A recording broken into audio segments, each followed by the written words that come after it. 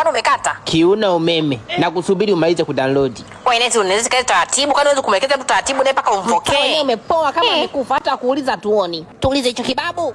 Sasa unadhani namuuliza nani? Mtaani kuelekezwa njia mtaji salamu. Pesa za nini baba zao wanazo? Babu shikamo, wewe ni wa mtaa au ngoja nikusubiri umalize kuongea simu? Mimi ni wa mtaa, naomba kidogo tu. Nakuomba sana tu kidogo tu nimalize kuongea simu hapa. Nani? Nisikilize, umesikia? Kuna mtu hapa nataka niongee naye kidogo, maongezi marefu. Sasa wewe nisikilize kwa makini. Muhimu yashikanishe, huenda nisielewane na wewe baada ya ukata simu. Sasa laza masikio nimalize kuongea, uliza tena. Wanajiungaje kukamilisha vikezo kwenye app ya Vidifaili ulipwe? Takujibu. Kama hapo usha download, jaza email. Sasa weka namba, maana akili yako imechujwa. Unapenda kuuliza kuliko hela.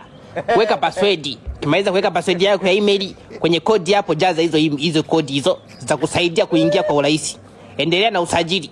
Kimaliza usajili, posti sehemu ya V-post. Yaani ukishamaliza usajili, angalia sehemu ya kuposti. Wewe ni mtu mzima, unajua kusoma. Ukiingia kwenye application utaona tu sehemu ya V-post na sehemu ya video. Posti sehemu ya V-post moja, video weka 2. Ukimaliza ni follow. Ni search ni follow. Sasa kapandishe content huko, ulike na comment content za watu, una comment huko. Sasa ingia kakae kama kivuli, utalipwa na Mungu. Nadhani utakuwa umenielewa. Nimekuelewa.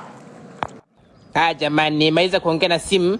Marahaba. Mimi ni mmoja wa marehemu wa mtaa huu. Unaenda kwa marehemu gani? Maana nilisikia mnasema mtaa umepoa, watu wamekufa. Au nielewa vibaya?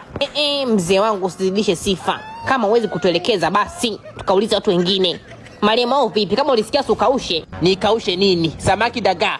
Na ile nita kibabu kwanza akome. Eti kababu kisheti. Na usinyamazishe hivyo binti. Umenikuta sijakukuta. Na ushemka betri simu limevimba, mtoto mdogo anuka maziwa ya paka. Maana ungeonya maziwa ya mama yako usingekuwa na akili hiyo.